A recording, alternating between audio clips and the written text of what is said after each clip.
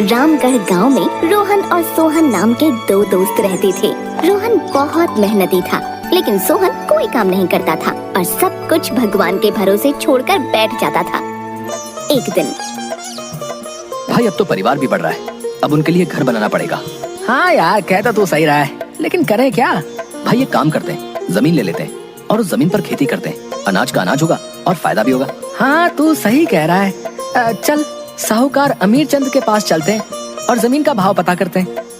दोनों मिलकर साहूकार के पास जाते हैं। साहूकार जी, हमें 1 बीघा जमीन खरीदनी है। तो खरीद लो, हमने कब मना किया है? जमीन खरीदने के लिए पैसे लाए हो। साहूकार जी, अभी तो हम बस जमीन देखने और जमीन का दाम पूछने आए हैं। अमीर चंद जी, क्या दाम है? 10,000 रुपए में मिल जाएगी जमीन। अमीर चंद जी, बहुत महंगी है जमीन। तो महंगी है तो कहीं और से ले लो। चलो चलो, अब जाओ यहाँ से। अमीर चंद की ये बात सुनकर दोनों मायूस हो जाते हैं और दोनों वहाँ से वापस आ जाते हैं। सोहन, जमीन तो बहुत महंगी है, अब क्या करेंगे हम? इतने पैसे तो हैं ही नहीं।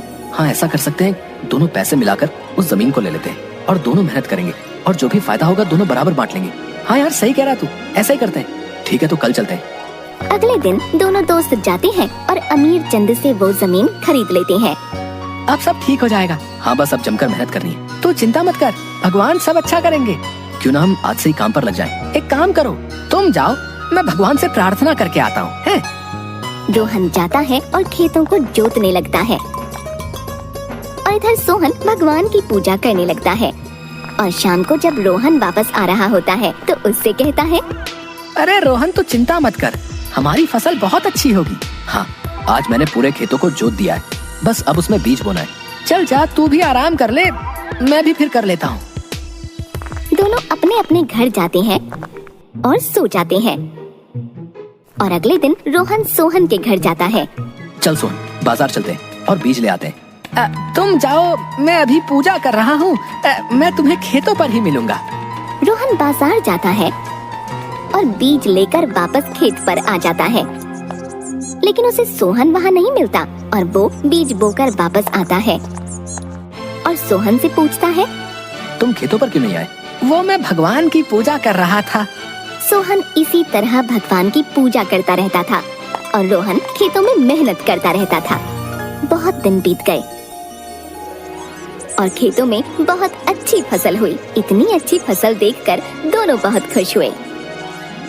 वाह, कितनी अच्छी फसल हुई है। हाँ, सब भगवान की देन है। तुम एक काम करो, आज से ही कटाई शुरू कर दो। मैं अभी इतनी अच्छी फसल के लिए भगवान को धन्यवाद देकर आता हूँ। रोहन कटाई शुरू कर देता है और थोड़े ही दिन में पूरी कटाई हो जाती है। चलो, कटाई तो हो गई, अब इसे बराबर बराबर बांट लेते हैं। बराबर बराबर क्यों? मैंने बहुत मेहनत की है, मुझे फसल का ज्यादा हिस्सा मिलना चाहिए। अच्छा, अगर ऐसी बात है तो मैंने तो दिन रात भगवान की प्रार्थना की है, इसलिए फसल का ज्यादा हिस्सा मुझे मिलना चाहिए। इसी बात को लेकर दोनों में बहस हो जाती है और ये बहस इतनी बढ़ जाती है कि बात लड़ाई तक पहुंच जाती है।